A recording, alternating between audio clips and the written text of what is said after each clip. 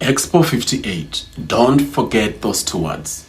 Forgive, but don't forget. In the spring of 1958, Belgium unveiled what was supposed to be a celebration of human progress, science, and global unity. It was called Expo 58, the first major world fair after World War II, held in Brussels, Belgium. The world arrived in droves to see this grand parade of modernity. But hidden behind the atomic age glitz, architectural marvels, and diplomacy was a grotesque, calculated display of colonialism, arrogance. Yes, a human zoo in Belgium, a country that to this day postures as a polite, beer-brewing, bicycle-riding democracy, orchestrated one of the most chilling modern-day exhibitions of racism under the guise of cultural exchange. In the Congolese village of the Expo 58, Belgium caged and curated actual black Congolese men, women and children for European amusement. Nearly 1.5 million visitors paraded past the thatched huts where these Congolese were forced to perform their way of life like living museum pieces. They were given bananas to eat, mocked and jeered at by white tourists. This wasn't some medieval freak show from centuries ago. It happened less than 70 years ago. Expo 58 was not an isolated lapse in judgment. It was a symptom of Belgium's deep-seated colonial pathology. The so-called Congolese exhibit was designed to demonstrate the benevolence of Belgian colonial rule, to suggest falsely and cruelly that Belgium had civilized the Congolese and that colonialism had improved African lives. It was a propaganda campaign of the most vile sort, meant to rationalize and whitewash King Leopold II's legacy of bloodshed, forced labor, and mass murders in the Congo. Atrocities so horrific that they shocked even the colonial powers at the time. Let's be clear. Expo 58 Human Zoo was not a cultural showcase.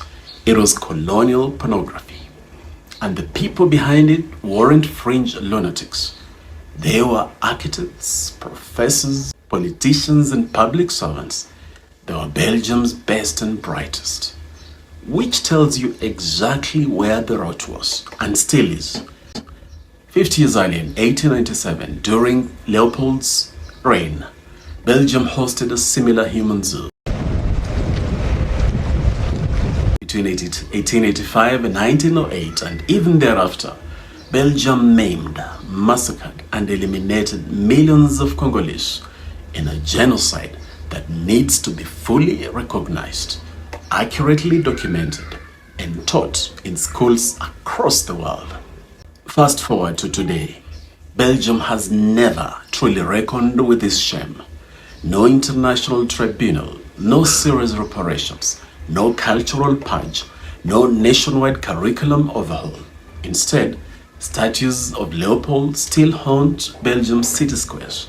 His name is still spoken with a sense of authority in some corners, not with the searing contempt that it deserves.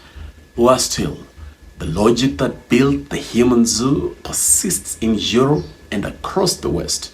Blackness is still degraded. African immigrants are still othered. Western media still flattens Africa into a monolith of war, famine, and dysfunction. The European Union's migration policies are riddled with racial double standards, and the neo-colonial looting of Africa through debt traps, exploitative trade, and resource plunder, alive and well. All of this has roots, and one of these roots is firmly planted in the well-manicured lawns of Expo 58. It is no longer enough to whisper that Expo 58 was problematic. It was a crime against humanity and dignity. It was institutionalized racism in tuxedo and tie. And until Belgium, and by extension Europe, openly admits this, apologizes fully, educates its youth and compensates the descendants of its victims, we are merely planting flowers on top of a grave that still reeks of injustice. It led to violent acts and humiliations. On the occasion of my first trip to Congo, right here in front of the Congolese people and those who still suffer today, I wish to reaffirm my deepest regrets for those wounds of the past. Belgium must pay reparations not just to the Congolese, but to the historical troop. A museum exhibit here and a performative apology there will not erase the grotesque spectacle of caged human beings. Only truth, justice, and sustained action will. The ghost of Expo 58 isn't gone. It lingers in modern policing, immigration, media, and economics. We see it in the dehumanization of black refugees, in the disproportionate death rates from police brutality. The human zoo simply evolved into algorithms, laws, and borders. Let's finally call it out and let's burn down the zoo.